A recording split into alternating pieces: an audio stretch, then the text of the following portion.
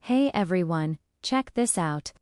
A mysterious and massive houseboat has just appeared in Lexington State Harbor, and it's got the whole town talking. It's called the Neverlanding, and it's from Windsor, Ontario. This thing looks like it's sailed straight out of a storybook. Locals, like David Votman, who was just here to see the salmon, are flocking down to get a look.